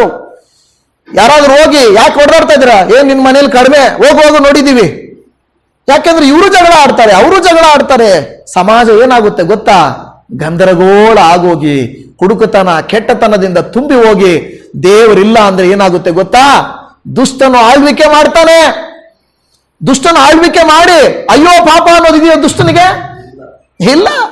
ಸಮಾಜ ಎಷ್ಟಾದ್ರೂ ಕೆಟ್ಟೋಗ್ಲಿ, ಅವನಿಗೇನು ಚಿಂತೆ ಇಲ್ಲ. ಎಲ್ರು ಬನ್ನಿ, ನರಕಕ್ಕೆ ಬನ್ನಿ, ಕೆಟ್ಟತನಕ್ಕೆ ಬನ್ನಿ ಅಂತ ಕರೀತಾ ಇರ್ತಾನೆ. ಇಂಥ ಸಂದರ್ಭದಲ್ಲಿ ಹಿಜ್ಕೀಯನು ಬಂದು, ಅಯ್ಯೋ ಈ ದೇಶ ಹಾಳಾಗ್ತಾ ಇದೆಯಲ್ಲ, ನಾನ್ ಚೆನ್ನಾಗಿರೋಣ ಅಂತ ಅವನು ಅರಮನೆ ಮಾಡ್ಕೊಳ್ಳಿಲ್ಲ, ಸೈನ್ಯ ಕಟ್ಕೊಳ್ಳಿಲ್ಲ, ಕೋಟೆ ಕಟ್ಕೊಳ್ಳಿಲ್ಲ. ಮೊದಲು ಹೋಗಿ ಏನನ್ನ ಸರಿ ಮಾಡಿದವನು? ಆಮೇನ್. ನನ್ನ ಪ್ರಿಯ ದೇವಜನವೇ, ಅವನು ಮೊದಲು ಹೋಗಿ ದೇವರ ಆಲಯವನ್ನ ಅವನು ಸರಿ ಮಾಡಿದ. ಇವತ್ತು ಮೊದಲನೇ ವಾಕ್ಯ ನಾನು ಓದಿದೆ, 23ನೇ ಕೀರ್ತನೆಯಲ್ಲಿ. ನಾನು ಸುಮ್ಮನೆ ತೆಗೆದಾಗ ವಾಕ್ಯ ನನಗೆ ಸಿಕ್ಕಿದ್ದು, ನಾನು ಬೇಕಂತ ತೆಗೆದಿಲ್ಲ. ನಿನ್ನ ಜೀವಿತದಲ್ಲಿ ಶುಭವೂ ಕೃಪೆಯು ಹಿಂಬಾಲಿಸಬೇಕಾದ್ರೆ ನಿನ್ನ ಜೀವಮಾನದಲ್ಲೆಲ್ಲ ಎಲ್ಲಿರ್ಬೇಕಂತ ಹೇಳಿದ ವಾಕ್ಯ? ಯೆಹೋವನ ಆಲಯದಲ್ಲಿರಬೇಕು ಅಂತ ಹೇಳ್ತಾ ಇದೆ. ಯಾವಾಗ ನಾವು ದೇವರ ಆಲಯಕ್ಕೆ ಬರುತ್ತೇವೋ ನಮ್ಮ ಪಾಪ ನಮಗೆ ಗೊತ್ತಾಗುತ್ತದೆ, ನಮ್ಮ ಕೆಟ್ಟತನ ನಮಗೆ ಗೊತ್ತಾಗುತ್ತದೆ, ನಾವು ಎಲ್ಲಿ ತಪ್ತಾ ಇದೀವಿ ಗೊತ್ತಾಗುತ್ತದೆ, ನಾವು ಹೇಗೆ ನಡೆಯಬೇಕು ಗೊತ್ತಾಗುತ್ತದೆ. ಸೈತಾನನು ಮೊದಲು ಮಾಡುವ ಕೆಲಸ ಏನು ಗೊತ್ತಾ? ಹೋಗಿ ಆಲಯಕ್ಕೆ ಹೋಗಿ ಏನ್ ಮಾಡ್ತೀಯ? ಇಲ್ಲೇ ಪಾಸ್ಟ್ರು ಪ್ರತಿದಿನ 2 ಮೆಸೇಜ್ ಕೊಡ್ತಾರೆ, ಯೂಟ್ಯೂಬಲ್ಲೇ ನೋಡ್ಕೋ ಅಲ್ವಾ. ನನಗೆ ಅನಿಸ್ತಾ ಇತ್ತು, ಕೆಲವು ನಮ್ಮ ಸಭಿಕರು ಕೂಡ ಏನು ಪಾಸ್ಟರ್ ರೆಕಾರ್ಡ್ ಮಾಡಿ ನಾಳೆ ಬೆಳಿಗ್ಗೆ ಇದನ್ನೇ ತಾನು ಹಾಕ್ತಾರೆ, ಅಲ್ಲೋಗಿ ನೋಡೋದು ಇದೆ ತಾನೆ, ಪರವಾಗಿಲ್ಲ ಬಿಡು ಚರ್ಚ್ಗೆ ಹೋಗಿಲ್ಲ ಅಂದ್ರೆ ಏನು ಅಂತ ಅಂದ್ಕೊಂಡಿದ್ದಾರೇನೋ. ಅದಕ್ಕೆ ನಾನು ಅಂದ್ಕೊಳ್ತಾ ಇದ್ದೀನಿ, ರೆಕಾರ್ಡ್ ಮಾಡೋದು ಬಿಟ್ಬಿಡ್ಬೇಕು ಅಂದ್ಕೊಂಡಿದ್ದೀನಿ. ಹೌದು, ಯಾಕಂದ್ರೆ ನಾಳೆ ಬೆಳಿಗ್ಗೆ ಇಲ್ಲ 2ನೇ ದಿನ ಇದೇ ಹಾಕ್ತಾರೆ ಮೆಸೇಜು, ಪಾಸ್ಟರ್ ಇಲ್ಲಿ ನೋಡ್ಕೊಂಬೋದು ಬಿಡು ಅನ್ನುವಂತ ಕೆಲವು ರೀತಿಯಲ್ಲಿ ಸೈತಾನನು ಏನ್ ಮಾಡ್ತಾನೆ? ಈಸಿ ಮೆಥಡ್ ಕೊಡ್ತಾನೆ, ಈಸಿ. ಇವಾಗ ಏನು ಚರ್ಚ್ಗೆ ಹೋಗೋದು? ಇವಾಗೆಲ್ಲ ಯೂಟ್ಯೂಬ್ಗಳಲ್ಲಿ ಬೇಕಾದ ಪಾಸ್ಟರ್ಗಳು ಸಿಗ್ತಾರೆ, ಬೇಕಾದ ಸಿಗ್ತದೆ. ದೇವಜನವೇ, ಮೊಬೈಲಲ್ಲಿರುವಂತ ಆ್ಯಪು, ಮೊಬೈಲಲ್ಲಿ ಬರುವಂತ ವಾಕ್ಯ ದೇವರ ಆಲಯಕ್ಕೆ ರಿಪ್ಲೇಸ್ಮೆಂಟ್ ಅಲ್ಲ. ದೇವರ ಆಲಯ ಅನ್ನುವಂಥದ್ದು ದೇವರ ಪ್ರಸನ್ನತೆ. ಇಲ್ಲಿ ಬರುವಂಥದ್ದು 3 ಕಾರ್ಯಗಳಿಗಾಗಿ: ದೇವರ ವಾಕ್ಯವನ್ನು ಕೇಳುವುದಕ್ಕೂ, ದೇವರ ಪ್ರಸನ್ನತೆಯಲ್ಲಿ ಇರುವುದಕ್ಕೂ, ಸಭಿಕರ ಅನ್ಯೋನ್ಯತೆಯಲ್ಲಿ ಬೆಳೆಯುವುದಕ್ಕೂ ನಾವು ಬರುವುದು. ಇಲ್ಲಿ ದೇವರ ಆಲಯಕ್ಕೆ ಎಷ್ಟು ಇಂಪಾರ್ಟೆನ್ಸ್ ಕೊಡ್ತಾ ಇದ್ದಾನೆ ಹಿಜ್ಕೀಯನು, ನಿಮಗೆ ಅರ್ಥ ಆಗಿದೆ ಈಗ. ಆ ಹಿಜ್ಕೀಯನು ಇಂಪಾರ್ಟೆನ್ಸ್ ಕೊಟ್ಟಿದ್ದು ಮಾತ್ರ ಅಲ್ಲದೆ ಅವನು ಎಲ್ಲವನ್ನು ಮಾಡಿದ. ಮುಂದಕ್ಕೆ ನಾವು ಓದುತ್ತೇವೆ 11ನೇ ವಾಕ್ಯವನ್ನು ಓದುವಾಗ, ಅದರ 11ನೇ ವಾಕ್ಯದಲ್ಲಿ ಇಬ್ರಿಯ 2 ಪೂರ್ವಕಾಲ ವೃತ್ತಾಂತ 29 ಅನ್ನೋದು, ಈಗಿರಲಾಗಿ ನನ್ನ ಮಕ್ಕಳೇ ಉದಾಸೀನರಾಗಬೇಡಿರಿ. ಏನಾಗಬೇಡ್ರಿ? ಉದಾಸೀನ ಅಂದ್ರೆ ಏನು? ಬಿಡ, ಸಿಗೋದೇ ಒಂದು ಭಾನುವಾರ ಬಟ್ಟೆ ಒಗಿಬೇಕು, ಸಿಗೋದೆ ನೋಡಿ. ಅಲ್ಲ, ನಾನು ಯಾರ ಆಲಯಕ್ಕೆ ಬಂದ್ರೆ ನಾನು ಯಾವತ್ತೂ ಟಾರ್ಗೆಟ್ ಮಾಡಲ್ಲ, ನನಗೆ ಅನವಶ್ಯಕವಾಗಿರೋದು. ನಾನು ಯಾರು ಬಂದಿಲ್ಲ ಅಂದ್ರೆ ಅಯ್ಯೋ ಬನ್ನಿ ಬನ್ನಿ ಅಂತ ನಾನು ಬೇಡ್ಕೊಳಕ್ ಹೋಗಲ್ಲ. ಯಾಕೆಂದ್ರೆ ನನಗೆ ಸಂಬಂಧಪಟ್ಟಿಲ್ಲ. ಯಾವಾಗ ಹೇಳ್ತಾ ಇದ್ದೀನಿ, ನಿಮ್ಗೆ ಆಶೀರ್ವಾದ ಬೇಕಾ, ನೀವು ದೇವರನ್ನ ಅನುಸರಿಸಿರಿ ಅಷ್ಟೇ ನಾವು ಹೇಳೋದು, ಬೇರೆ ಏನಿಲ್ಲ. ನಾವೇನು ಮಾಡ್ತಾ ಇದ್ದೀವಿ? ದೇವರ ಕಾರ್ಯಗಳನ್ನ ಉದಾಸೀನ ಮಾಡಿ, ಇಲ್ಲಿ ಬರುವಂತವ್ರು ಇಲ್ಲ ದೇವರ ವಾಕ್ಯವನ್ನು ಕೇಳುವಂತವ್ರು ಅಷ್ಟಾಗಿ ನಾವು ಉದಾಸೀನ ಮಾಡ್ತಾ ಇಲ್ಲ. ಎಷ್ಟೋ ಜನರು ಸ್ವಲ್ಪ ಸ್ವಲ್ಪ ದೇವರನ್ನ ತಿಳ್ಕೊಂಡಿರೋರು ತುಂಬಾ ಉದಾಸೀನ ಮಾಡ್ತಾರೆ ದೇವರಂದ್ರೆ. ಇದು ನಾನು ಹೇಳ್ತಾ ಇಲ್ಲ, ಇಲ್ಲಿ ವಾಕ್ಯ ಹೇಳ್ತಾ ಇದೆ. ನನ್ನ ಮಕ್ಕಳೇ, ಹಿಜ್ಕೀಯನು ಜನರನ್ನು ಹೇಗೆ ಸಂಬೋಧಿಸ್ತಾ ಇದ್ದಾನೋ ನೋಡಿ, ನನ್ನ ಮಕ್ಕಳೇ ಅಂತ ಇದ್ದಾನೆ. ಒಬ್ಬ ರಾಜ ಹೇಗ್ ಬೇಕಾದ್ರೂ ನಡ್ಕೊಬಹುದು. ನಾನೇ ಇಲ್ಲಿ ರಾಜ, ನಾನೇ ಇಲ್ಲಿ ಮಂತ್ರಿ, ನಾನು ಹೇಳಿದ ರೂಲ್ಸು, ನಾನು ಹೇಳಿದಂಗೆ ನೀವು ಮಾಡ್ಬೇಕು ಅಲ್ವಾ? ಈ ಸಭೆಯಲ್ಲಿ ಪಾಸ್ಟರ್ಗಳಾಗಿರುವ ನಾವು ಯಾವತ್ತೂ ಆ ರೀತಿಯಾಗಿ ಹೇಳಲ್ಲ. ನಾವ್ಯಾರೂ ಅಲ್ಲ, ನಿಮ್ಮ ಹಾಗೆ ನಾವು ಕೂಡ ಸೇವಕರೇ. ಆದರೆ ದೇವರ ಆಲಯದ ವಿಷಯವಾಗಿ, ದೇವರ ವಿಷಯವಾಗಿ, ದೇವರ ಒಡಂಬಡಿಕೆ ವಿಷಯವಾಗಿ ನನ್ನ ಮಕ್ಕಳೇ ಉದಾಸೀನರಾಗಿರಬೇಡಿರಿ. ಯೆಹೋವನು ತನ್ನನ್ನ ಆರಾಧಿಸುವುದಕ್ಕೂ ಧೂಪ ಹಾಕುವುದಕ್ಕೂ ನಿಮ್ಮನ್ನು ತನ್ನ ಸಾನ್ನಿಧ್ಯ ಸೇವಕರನ್ನಾಗಿ ಆರಿಸಿಕೊಂಡನಲ್ಲ ಎಂದು ಹೇಳಿದನು ಎಂದು ನಾವು ನೋಡುತ್ತಾ ಇದ್ದೇವೆ. ಯಾರು ದೇವರ ಸೇವೆ ಮಾಡಬೇಕು? ಹೌದು, ನಿಜಾನೇ. ಒಂದು ಯಾಜಕ ಸೇವೆ ಅನ್ನೋದೊಂದಿದೆ. ಸುವಾರ್ತೆ ಸಾರೋದು ಯಾರು? ದೇವರ ರಾಜ್ಯ ಕಟ್ಟೋದು ಯಾರು? ಪಾಸ್ಟರ್ ಇದಾರಲ್ಲ, ಪಾಸ್ಟರ್ ಮಾತ್ರ ಸೇವೆ ಮಾಡೋದು. ದೇವಜನವೇ, ನಮ್ಮೆಲ್ಲರ ಮೇಲೆ ಜವಾಬ್ದಾರಿ ಇದೆ. ಯಾಕೆ ದೇವರು ನಮ್ಮನ್ನು ಆರಿಸಿಕೊಂಡಿದ್ದಾನೆ ಅಂತ ಹೇಳ್ತಾ ಇದೆ? ನಿಂತು ಹೋಗಿರುವ ದೈವ ಕೃತ್ಯಗಳನ್ನ ಪ್ರಾರಂಭಿಸುವುದು ಯಾರು? ನಿಮ್ಮ ಮನೆಯಲ್ಲಿ ಒಂದು ವೇಳೆ ದೇವರ ಕಾರ್ಯಗಳು, ಉದಾಹರಣೆಗೆ ಸ್ತುತಿ ನಿಂತೋಗಿದೆ, ಆರಾಧನೆ ನಿಂತೋಗಿದೆ, ವಾಕ್ಯ ಇಲ್ಲ, ದೇವರನ್ನು ಹಿಂಬಾಲಿಸ್ತಾ ಇಲ್ಲ, ಹಾಗಾದ್ರೆ ನಿಂತು ಹೋಗಿರುವ ನಿಮ್ಮ ಕುಟುಂಬದಲ್ಲಿ ಪ್ರಾರಂಭಿಸುವುದು ಯಾರು? ಈಗ ನೀವು ಅಂದ್ಕೊಳ್ಬಹುದು, ಅಯ್ಯೋ ನಮ್ಮವ್ರಿಗೆ ಹೇಳಿ ಹೇಳಿ ಹೇಳಿ ಸಾಕಾಯಿತು. ನಿಮ್ಮ ಮನೆ ಮಾತ್ರ ಅಲ್ಲ, ಎಲ್ಲ ಕಡೆಗಳಲ್ಲಿಯೂ ಆತ್ಮೀಕವಾದಂತ ಏನೋ ಕುಗ್ಗುವಿಕೆ ಇದ್ದೇ ಇದೆ. ಎಲ್ಲಿ ಕೂಡ ಇಲ್ಲಿ ಇದು ಸಭೆ ಚೆನ್ನಾಗಿ ಉಜ್ಜೀವನವಾಗಿದೆ, ಅಲ್ಲಿ ಚೆನ್ನಾಗಿ ಇಲ್ಲ ಇಲ್ಲ, ಎಲ್ಲ ಕಡೆಗಳಲ್ಲಿ ಆತ್ಮೀಕ ಕುಂಠಿತ ಇದೆ ದೇವಜನವೇ. ಆದರೆ ಹಿಜ್ಕೀಯನು ಮಾಡಿದ ಕೆಲಸ ಮಾತ್ರ ನಾವು ನಮ್ಮ ಜೀವಿತದಲ್ಲಿ ನಡ್ಕೊಳ್ಬೇಕು. ಅವನು ಮಾಡಿದ ಕೃತ್ಯ ನೇರವಾಗಿ ದೇವರ ಆಲಯಕ್ಕೆ ಹೋದನು. ಇವತ್ತು ನಿಮ್ಮ ನನ್ನ ಜೀವಿತಗಳಲ್ಲಿ ಪ್ರಾರ್ಥನೆ ಕುಂಠಿತವಾಗಿದೆಯಾ? ದೇವರನ್ನ ಸ್ತುತಿ ಮಾಡೋದು ಕುಂಠಿತವಾಗಿದೆಯಾ? ಬೆಳಕು ಅಂದ್ರೆ ಏನು? ದೇವರ ವಾಕ್ಯ. ಅವರು ದೀಪಗಳನ್ನು ನಂದಿಸಿದ್ರು. ಧೂಪ ಅಂದ್ರೆ ಏನು ಗೊತ್ತಾ? ದೇವರ ಪ್ರಸನ್ನತೆ. ಆ ಸ್ಮೆಲ್ ಅನ್ನುವಾಗಲೇ ಗಬ್ಬು ಸ್ಮೆಲ್ ಇದ್ರೆ ಓಡೋಗ್ತಾರೆ. ಅದೇ ಒಳ್ಳೆ ಸ್ಮೆಲ್ ಇದ್ರೆ ಏನೋ ಚೆನ್ನಾಗಿದೆ, ಒಳ್ಳೆ ಸ್ಮೆಲ್ ಇದೆಯಲ್ಲ ಅಂತಾರೆ. ಅಂದ್ರೆ ಅದು ಪ್ರಸನ್ನತೆ. ಇವ್ರೇನ್ ಮಾಡ್ಬಿಟ್ರು? ದೇವರ ಆಲಯವನ್ನು ಮುಚ್ಚಿದ್ರು, ದೀಪಗಳನ್ನು ಆರಿಸಿದ್ರು, ಧೂಪಗಳನ್ನು ನಿಲ್ಲಿಸಿದ್ರು. ಹಾಗಾದ್ರೆ ಧೂಪ ಅಂದ್ರೆ ಏನಂತ ಹೇಳಿದೆ ನಾನು? ದೇವರ ಪ್ರಸನ್ನತೆ. ದೀಪ ಅಂದ್ರೆ ಏನು? ದೇವರ ವಾಕ್ಯ. ಕೀರ್ತನೆಗಳು 119, 105 ಏನ್ ಹೇಳುತ್ತೆ? ನಿನ್ನ ವಾಕ್ಯವು ನನ್ನ ಕಾಲಿಗೆ ದೀಪವು, ನನ್ನ ದಾರಿಗೆ ಏನು ಹೋಲಿಕೆ ಮಾಡಿದ ವಾಕ್ಯವನ್ನಲ್ಲಿ? ಬೆಳಕಿಗೆ. ಯಾವಾಗ ನಾವು ಬೆಳಕು ಮನೆ ಒಳಗೆ ಬಿಡಲ್ವೋ ಅಲ್ಲಿ ಏನಿದೆ ಹೊಲಸು ಅಂತ ಗೊತ್ತಾಗಲ್ಲ. ಯಾವಾಗ ಬೆಳಕು ಬೀಳುತ್ತದೋ ಗೊತ್ತಾಗುತ್ತದೆ. ರಾತ್ರಿಯಲ್ಲಿ ರೂಮ್ ಎಲ್ಲ ಲೈಟ್ ಆಫ್ ಮಾಡಿಬಿಟ್ಟು ಕನ್ನಡಿ ಮುಂದೆ ಹೋಗಿ ನಿಂತ್ಕೊಂಡ್ರೆ ಏನ್ ಕಾಣಿಸುತ್ತೆ? ಯಾಕೆ ಕಾಣಿಸಲ್ಲ? ಅದೇ ಒಂದು ವೇಳೆ ಬೆಳಕು ಬಂತು, ಕನ್ನಡಿ ಈ ಕಡೆ ಇದೆ, ನೀವು ಇಲ್ಲಿ ಇಲ್ಲಿದ್ದೀರಾ, ನಿಮ್ ಮುಖದ ಮೇಲೆ ಬೆಳಕು ಬಿತ್ತು ಅಂದ್ರೆ ಏನಾಗುತ್ತೆ? ಕನ್ನಡಿಯಲ್ಲಿ ಕ್ಲಿಯರ್ ಆಗಿ ನಾವು ಕನ್ನಡಿ ಮೇಲೆ ಲೈಟ್ ಹಾಕಿಲ್ಲ, ಯಾರ ಮೇಲೆ ಲೈಟ್ ಹಾಕಿದ್ವಿ? ಈಗ ಉದಾಹರಣೆಗೆ ಕಿಟಕಿ ಈ ಕಡೆ ಇದೆ, ನಾನು ಈ ಕಡೆ ಮಿರರ್ ಇಟ್ಕೊಂಡಿದ್ದೀನಿ, ಬೆಳಕು ನನ್ನ ಮೇಲೆ ಬೀಳುವಾಗ ಇದ್ರ ಮೇಲೆ ಬೆಳಕು ಬಿದ್ದಿಲ್ಲ, ಆದರೆ ನನ್ನ ಮುಖ ಇದರಲ್ಲಿ ಕರೆಕ್ಟ್ ಆಗಿ ಕಾಣಿಸುತ್ತೆ. ಯಾಕೆಂದ್ರೆ ಬೆಳಕು, ವಾಕ್ಯವೆಂಬ ಬೆಳಕು ನಮ್ಮಲ್ಲಿ ಬೀಳುವಾಗ ನಮ್ಮಲ್ಲಿ ಏನು ಹೊಲಸಿದೆ, ಏನ್ ಕೆಟ್ಟತನ ಇದೆ, ಏನ್ ಬಿಟ್ಟು ತೆಗೆದಾಕ್ಬೇಕು ಎಲ್ಲವೂ ಗೊತ್ತಾಗುತ್ತದೆ. ಅದಕ್ಕೆ ದೀಪವನ್ನು ಅವರು ಆರಿಸಿದ್ರು. ಅಂದ್ರೆ ಏನು? ಇವತ್ತಿನ ಕಾಲಕ್ಕೆ ನಮಗೇನದು? ವಾಕ್ಯವನ್ನ ನಿಲ್ಲಿಸಿದ್ದು. ಧೂಪ ಏನು? ದೇವರ ಪ್ರಸನ್ನತೆ. ಬಾಗಿಲು ಮುಚ್ಚೋದಂದ್ರೆ ಏನು? ಎಲ್ಲ ಮುಚ್ಚಿಬಿಟ್ಟಿದ್ದಾರೆ. ಪ್ರಕಟಣೆ 3:20 ಹೇಳುತ್ತದೆ. ಏನ್ ಹೇಳುತ್ತದೆ ಪ್ರಕಟಣೆ 3:20? ಈಗೋ ಬಾಗಿಲಲ್ಲಿ ನಿಂತುಕೊಂಡು ಕಟ್ಟುತ್ತಾ ಇದ್ದೇನೆ, ಯಾವನಾದರೂ ನನ್ನ ಶಬ್ದವನ್ನ ಕೇಳಿ ಬಾಗಿಲನ್ನ ತೆರೆದರೆ ನಾನು ಒಳಕ್ಕೆ ಬರ್ತೇನೆ. ಈ ದೇವರು ಹೇಳ್ತಾ ಇದ್ದೇನೆ, ನಿನ್ನ ಬಾಗಿಲನ್ನ ತಟ್ತಾ ಇದ್ದೇನೆ. ಇವತ್ತು ದೇವಜನವೇ, ನಿಮ್ಮ ನನ್ನ ಜೀವಿತದಲ್ಲಿ ಒಂದು ವೇಳೆ ನಾವು ಬಾಗಿಲನ್ನ ಮುಚ್ಚಿ ದೀಪವನ್ನ ಆರಿಸಿ ಧೂಪವನ್ನ ಹಾಕದೆ ಇದ್ದೀವಾ ಅಂದ್ರೆ ಅದರ ಅರ್ಥ ವಾಕ್ಯ ಇಲ್ಲದೆ, ಪ್ರಾರ್ಥನೆ ಇಲ್ಲದೆ, ಸ್ತುತಿ ಇಲ್ಲದೆ, ದೇವರಿಗೆ ಅವಕಾಶವಿಲ್ಲ ಇದ್ದೀರಾ? ಅದಕ್ಕೆ ನಮ್ಮ ಜೀವಿತದಲ್ಲಿ ಶಾಪಗಳು, ಅಂಧಕಾರ, ಹೊಲಸು, ಕೆಟ್ಟತನ ಎಲ್ಲ ತುಂಬಿಕೊಂಡಿದೆ. ನಾವು ಏನ್ ಮಾಡಬೇಕು? ದೇವರಿಗೆ ಒಪ್ಪಿಸಿಕೊಡಬೇಕು. ಇಲ್ಲಿ 20ನೇ ವಾಕ್ಯವನ್ನು ಓದಿಕೊಳ್ಳೋಣ. 2 ಪೂರ್ವಕಾಲ ವೃತ್ತಾಂತ 29:20 ಅರಸನಾದ ಹಿಜ್ಕೀಯನು ಮರುದಿನ ಬೆಳಗಿನ ಜಾವದಲ್ಲೆದ್ದು ಪಟ್ಟಣದ ಮುಖಂಡರನ್ನು ಕೂಡಿಸಿ ಅವರೊಡನೆ ಯೆಹೋವನ ಆಲಯಕ್ಕೆ ಹೋದನು. ಕ್ಲೀನ್ ಮಾಡಿದ ಮೇಲೆ ಹಿಜ್ಕೀಯನು ಏನ್ ಮಾಡ್ದ? ಬೆಳಗಿನ ಜಾವ. ಯಾವಾಗ? ಬೆಳಗಿನ ಜಾವ ಎದ್ದು ಎಲ್ಲಿಗೆ ಹೋಗ್ತಾ ಇದ್ದಾನೆ? ನೋಡಿ, ಜನರೊಟ್ಟಿಗೆ ಸೇರಿ ಅವನು ಯಾವತ್ತೂ ಅರಸ ಆದವನು ಸೈನ್ಯದ ಬಗ್ಗೆ, ಯುದ್ಧದ ಬಗ್ಗೆ ಯೋಚನೆ ಮಾಡಲಿಲ್ಲ. ಯಾಕೆಂದ್ರೆ ದೇವರು ನಮ್ಮ ಕೂಡ ಇದ್ರೆ ನಮಗೆ ಎಲ್ಲಾ ಜಯವೇ, ನಮಗೆಲ್ಲ ಜಯವೇ. ದೇವರೇ ಇಲ್ಲ ಅಂದ್ರೆ ನೀನು ಏನು ಹೋರಾಟ ಮಾಡ್ತೀಯಾ? ನೀನು ದುಡ್ದು ದುಡ್ದು ದುಡ್ದು ದುಡ್ದು ಕೊನೆಗೆ ನೀನು ಕೈ ಎತ್ತಿ ತೋರಿಸ್ತೀಯ, ಅಯ್ಯೋ ದುಡ್ದು ದುಡ್ದು ಸಾಕಾಯ್ತು, ಏನೂ ಇಲ್ಲ ಅಂತೀಯ. ದೇವರ ಕೃಪೆ ಇದ್ರೆ, ದೇವರು ವಾಕ್ಯ ಹೇಳುತ್ತದೆ, ನಿನಗೆ ಕರ್ತನ ಕೃಪೆ ಇದ್ರೆ ನಿದ್ರೆಯಲ್ಲಿಯೂ ದೇವರ ಆಹಾರ ಒದಗಿಸ್ತಾನಂತೆ.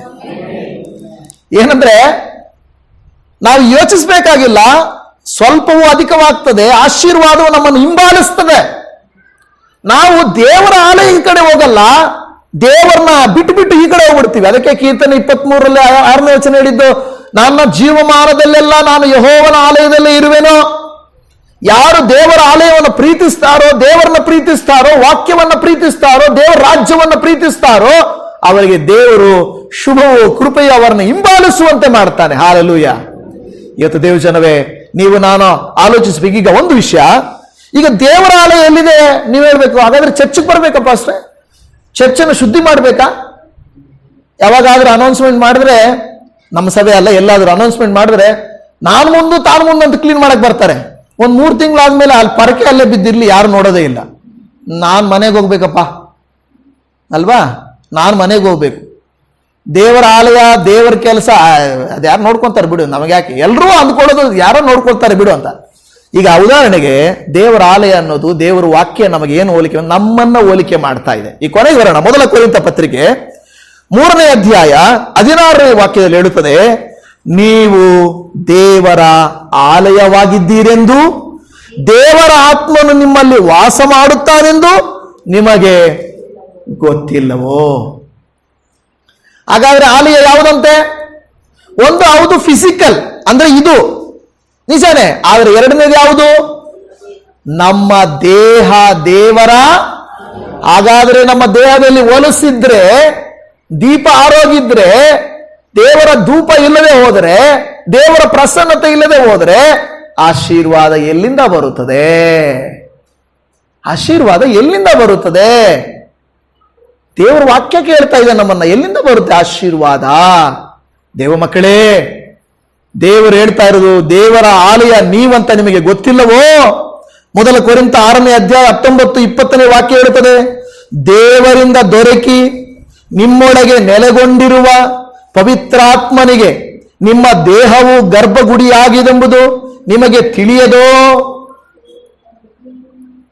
ನಿಮಗೆ ತಿಳಿಯದೋ ಅಂತ ಕೇಳ್ತಾ ಇದೆ. ಪವಿತ್ರಾತ್ಮ ನಿಮ್ಮಲ್ಲಿ ವಾಸ ಮಾಡಬೇಕು ಅಂತ, ಆತ್ಮನು ವಾಸ ಮಾಡ್ತಾ ಇದ್ದಾನಂತ ಕೇಳ್ತಾ ಇದ್ದಾನಂತ ನಿಮಗೆ ತಿಳಿಯದೋ? ನೀವು ನಿಮ್ಮ ಸ್ವಂತ ಸೊತ್ತಲ್ಲ, ನೀವು ಕ್ರಯಕ್ಕೆ ಕೊಳ್ಳಲ್ಪಟ್ಟವರು. ಆದ ಕಾರಣ ನಿಮ್ಮ ದೇಹದಲ್ಲಿ ದೇವರ ಪ್ರಭಾವವನ್ನ ಪ್ರಕಾಶಪಡಿಸಿರಿ. ಹೌದು, ದೇವರ ಆಲಯ ಅನ್ನೋದು ಒಂದು ವೇಳೆ ಶಾರೀರಿಕವಾಗಿ ಭೌತಿಕವಾಗಿ ಇದಾದರೂ ಕೂಡ ನಮ್ಮ ದೇಹವು ದೇವರ ಆಲಯವಾಗಿದೆ. ನಮ್ಮ ದೇಹದಲ್ಲಿ ದೀಪವು ಉರಿಯುತ್ತಿದೆಯಾ? ಧೂಪವು ಹಾಕಲ್ಪಟ್ಟಿದೆಯಾ? ದೇವರ ಪ್ರಸನ್ನತೆಯು ಇದೆಯಾ? ಇಲ್ಲವೇ ದೇವರ ಮಾತಿಗೆ ಬೆನ್ನು ತಿರುಗಿಸ್ಕೊಂಡು ಹೋಗ್ತಾ ಇದೀವಾ? ಇಲ್ಲ ದೇವರ ಮಾತಿಗೆ ವಿಧೇಯರಾಗ್ತಾ ಇದೀವಾ? ದೇವರ ವಾಕ್ಯ ನಮ್ಮನ್ನ ಕೇಳ್ತಾ ಇದೆ. ಅದೇ 2 ಕೊರಿಂಥ 6ನೇ ಅಧ್ಯಾಯ 16-17 ವಾಕ್ಯಗಳು. ದೇವರ ಮಂದಿರಕ್ಕೂ ವಿಗ್ರಹಗಳಿಗೂ ಒಪ್ಪಿಗೆ ಏನು? ನಾವು ಜೀವ ಸ್ವರೂಪನಾದ ದೇವರ ಮಂದಿರವಾಗಿದ್ದೇವಲ್ಲ. ಯಾವುದಂತೆ ಮಂದಿರ? ನಾವು ಏನಾಗಿದ್ದೀವಿ? ಜೀವ ಸ್ವರೂಪನಾದ ದೇವರ ಮಂದಿರವಾಗಿದ್ದೀವಲ್ಲ. ಇದರ ಸಂಬಂಧವಾಗಿ ದೇವರು, ನಾನು ಅವರಲ್ಲಿ ವಾಸಿಸುತ್ತಾ ತಿರುಗಾಡುವೆನು, ನಾನು ಅವರಿಗೆ ದೇವರಾಗಿರುವೆನು, ಅವರು ನನಗೆ ಪ್ರಜೆಯಾಗಿರುವರು ಎಂದು ಹೇಳಿದ್ದಾನೆ. ಆದುದರಿಂದ ಅನ್ಯ ಜನರ ಮಧ್ಯದಲ್ಲಿಂದ ಹೊರಟು ಬಂದು ಪ್ರತ್ಯೇಕವಾಗಿರಿ. ಏನು ಹೇಗಿರ್ಬೇಕಂತೆ? ನಿಜವಾಗಿ ನಾವು ಪ್ರತ್ಯೇಕವಾಗಿದ್ದೀವಾ? ಇದ್ದರೆ ದೇವರಿಗೆ ಸ್ತೋತ್ರ, ದೇವರಿಗೆ ಸ್ತೋತ್ರ. ಜನರು ನಡೆದಂತೆ ನಡೆಯಬಾರದು, ಅವರು ನಡಿಕೊಳ್ಳುವಂತೆ ನಡ್ಕೊಳ್ಳಬಾರದು, ಅವರು ಜೀವಿಸುವಂತೆ ಜೀವಿಸಬಾರದು. ಯಾಕೆಂದರೆ ನಾವು ದೇವರ ಆಲಯ, ಪ್ರತ್ಯೇಕಿಸಲ್ಪಟ್ಟವರು. ಇಲ್ಲಿ ಹೇಳ್ತಾ ಇದೆ, ಅಶುದ್ಧವಾದದ್ದು ಯಾವುದನ್ನು ಮುಟ್ಟದಿರಿ ಎಂದು ಹೇಳುತ್ತದೆ. ಯಾವುದು ಅಶುದ್ಧವಾದದ್ದು? ಅದು ಬೇರೆ ದಿವಸ ಒಂದು ದಿವಸ ಆಲೋಚನೆ ಮಾಡಿ, ಯಾಕಂದ್ರೆ ಸಮಯ ಇಲ್ಲ. ಅಶುದ್ಧವಾದದನ್ನು ಮುಟ್ಟದಿರಿ ಅಂದ್ರೆ, ಯಾರಾದ್ರೂ ಮನೆಯಲ್ಲಿ ಮಕ್ಕಳಿಗೆ ಪಾತ್ರೆ ಸ್ವಲ್ಪ ಅಯ್ಯೋ ಇಲ್ಲ ಗಲೀಜು ಇದೆ ಪಾತ್ರೆಗಳು ನಾನು ತೊಳೆಯಲ್ಲ. ಸ್ವಲ್ಪ ಕಸ ಗುಡಿಸು ಅಂದ್ರೆ ಅಯ್ಯೋ ಎಷ್ಟು ಕಸ ಆಯ್ತು ನಾನು ಗುಡಿಸಲ್ಲ. ಮನೆಯೆಲ್ಲ ಗಲೀಜು ಐತೆ ಒರೆಸಲ್ಲ ನಾನು, ಒರೆಸಲ್ಲ ಅಂದ್ರೆ ಅದ ಗಲೀಜು? ಆ ಥರ ಹೇಳ್ತಾ ಇದೆ ದೇವ್ರ ವಾಕ್ಯ. ಕುಡಿಸ್ಬೇಡ, ಒರೆಸ್ಬೇಡ, ಕ್ಲೀನ್ ಮಾಡಬೇಡ, ಇದು ಕೆಲಸ ಮಾಡಬೇಡ, ಇದೆಲ್ಲ ಹೇಳ್ತಾ ಇದೆ. ಅದಲ್ಲ. ಕೆಲವರಿಗೆ ವ್ಯವಸಾಯ ಮಾಡೋಕೀಗ ಹಳ್ಳಿಯಲ್ಲಿರೋರಿಗೆ ಮಣ್ಣು ಮುಟ್ಟೋದು, ಆಮೇಲೆ ಸಗಣಿ ಮುಟ್ಟೋದು ಏನು ಅನ್ಸಲ್ಲ. ಅದೇ ಸಿಟಿಯವ್ರಿಗೆ, ನಮ್ಮ ಮಕ್ಕಳಿಗೆ ನಾವು ಯಾವಾಗ ಒಂದು ದಿವಸ ಹೇಳಿದೆ, ಈ ಸಗಣಿ ಎದ್ದು ಅಯ್ಯೋ ಸಗಣಿನಾ ಅಂದ್ರೆ ಅದು ಅವ್ರಿಗೆ ಏನಂದ್ರೆ ಒಂಥರ ಏನೋ ಹೊಲಸು. ಆದ್ರೆ ಹಳ್ಳಿಯಲ್ಲಿ ಇರೋರಿಗೆ ಅದೇನು ಅನ್ಸಲ್ಲ. ಅದು ವ್ಯವಸಾಯ ಮಾಡೋರಿಗೆ ಅದು ಕಾಮನ್. ನನಗೆ ಗೊತ್ತುಂಟು, ನಮ್ಮ ಮನೆಯಲ್ಲಿ ಬೆಳಿಗ್ಗೆ ಏನ್ ಮಾಡ್ಬಿಡ್ತಾ ಇದ್ರು, ಒಂದು ಮಕ್ಕರಿಯಲ್ಲಿ ಹಾಕಿ ಕೊಟ್ಬಿಡ್ತಾ ಇದ್ರು. ಹೋಗಿ ಬರೋ ಅಷ್ಟರಲ್ಲಿ ಮೇಲೆಯಿಂದ ಎಲ್ಲ ಸೋರಿ ನೆಂದೋಗಿರ್ತಾ ಇದ್ವಿ. ಹಾಕಿ ಎತ್ಬಿಡೋರು, ಹೋಗು ಅಂತ. ಅಂದ್ರೆ ನಾವ್ ಹೇಳೋದು ಅದೆಲ್ಲ ಹೊಲಸು. ಇವತ್ತು ಮುನ್ಸಿಪಾಲಿಟಿಯಲ್ಲಿ ಕೆಲಸ ಮಾಡ್ತಾರೆ, ಅದು ಹೊಲಸಲ್ಲ. ಎಲೆಗಳೆತ್ತಾರೆ, ಗಲೀಜೆತ್ತಾರೆ, ಅದನ್ನ ಹೊಲಸು ಅಂದ್ಕೊಬಾರ್ದು. ಅದಕ್ಕಿಂತ ಹೊಲಸು ನಮ್ಮ ಹೃದಯದಲ್ಲಿದೆ. ಜಗಳ, ದ್ವೇಷ, ಕೋಪ, ಅಸೂಯೆ, ಕೆಟ್ಟತನ, ನಾಯಿಗಳ ತರ, ಸಿಂಹಗಳ ತರ ನೀನು ನಾನು ನೀನು ಅಂತ ಇರ್ತಾರೆ. ಇದೆಲ್ಲ ಕೆಟ್ಟತನ. ಆದ್ರೆ ಜನರು ಅನ್ಕೊಳ್ತಾರಂದ್ರೆ ಅಯ್ಯೋ ಅದು ಅವ್ರೇನು ಮುನ್ಸಿಪಾಲಿಟಿಯಲ್ಲಿ ಕೆಲಸ ಮಾಡ್ತಾರಪ್ಪ, ವ್ಯವಸಾಯ ಮಾಡ್ತಾರೆ, ಇದೆಲ್ಲ ಹೊಲಸಲ್ಲ. ಅದು ಜಾಬ್, ಅದು ಕೆಲಸ. ದೇವಜನವೇ, ನಿಮ್ಮಲ್ಲಿ ನನ್ನಲ್ಲಿ ದೇವರು ಹೇಳ್ತಿದ್ದಾರೆ, ಅಶುದ್ಧವಾದದನ್ನ ಮುಟ್ಟಬೇಡ್ರಿ, ಅಶುದ್ಧವಾದದನ್ನ ನಡ್ಕೊಳ್ಬೇಡ್ರಿ ಅಂದ್ರೆ ಬೇರೆ ಬೇರೆ ಇದೆ, ಅದು ಬೇರೆ. ಒಂದು ಕೊನೆಯಲ್ಲಿ ಒಂದು ವಾಕ್ಯವನ್ನು ಓದಿಕೊಳ್ಳೋಣ. 2 ಕೊರಿಂಥ 7ನೇ ಅಧ್ಯಾಯ 1ನೇ ವಚನದಲ್ಲಿ, ಪ್ರಿಯರೇ, ಈ ವಾಗ್ದಾನಗಳು ನಮಗಿರುವುದರಿಂದ ನಾವು ಶರೀರಾತ್ಮಗಳ ಕಲ್ಮಶವನ್ನ ತೊಲಗಿಸಿ ನಮ್ಮನ್ನ ಶುಚಿ ಮಾಡಿಕೊಂಡು ದೇವರ ಭಯದಿಂದ ಕೂಡಿದವರಾಗಿ ಪವಿತ್ರತ್ವವನ್ನು ಸಿದ್ಧಿಗೆ ತರುವುದಕ್ಕೆ ಪ್ರಯತ್ನಿಸೋಣ. ಏನ್ ಮಾಡ್ಬೇಕಂತೆ? ಪರಿಶುದ್ಧತೆ ಬರ್ಬೇಕಾದ್ರೆ ಹೆಂಗ್ ಬರುತ್ತೆ? ಅದು ಬಟ್ಟೆ ಹಾಕೊಂಡಂಗೆ ಬಂದ್ಬಿಡ್ತದ? ಪ್ರಯತ್ನಿಸಬೇಕು. ಪರಿಶುದ್ಧತೆ ಸುಲಭ ಅಲ್ಲ. ಲೋಕದಲ್ಲಿ ಪಾಪವು ಸುಲಭವಾಗಿ ಬರುತ್ತದೆ, ಪರಿಶುದ್ಧತೆಯು ಪ್ರಯತ್ನಿಸಬೇಕು. ತುಂಬಾ ಕಷ್ಟಪಡಬೇಕು. ಪರಿಶುದ್ಧರಾಗಬೇಕಾದ್ರೆ ಸುಲಭ ಅಲ್ಲ. ಎಲ್ಲರೂ ಅಂದ್ಕೊಂಡ್ಬಿಟ್ಟಿದ್ದಾರೆ, ನಾನು ಕ್ರೈಸ್ತನಾಗಿ ದೀಕ್ಷಾಸ್ನಾನ ತಗೊಂಡ್ಬಿಟ್ರೆ ಸಾಕು, ಚರ್ಚ್ಗೆ ಹೋಗಿ ಬಂದ್ಬಿಟ್ರೆ ಸಾಕು ಅಂದ್ಕೊಡ್ತಾರೆ. ಚಾನ್ಸೇ ಇಲ್ಲ. ನಾನು ಇವತ್ತು ಹೇಳಿದ್ರೆ ಚಾನ್ಸೇ ಇಲ್ಲ. ವಾಕ್ಯದ ಅನುಸಾರವಾಗಿ ನೀವು ನಾನು ನಡೆದುಕೊಂಡಿಲ್ಲ ಅಂದ್ರೆ ಪರಿಶುದ್ಧರಾಗೋದಕ್ಕಾಗಲ್ಲ.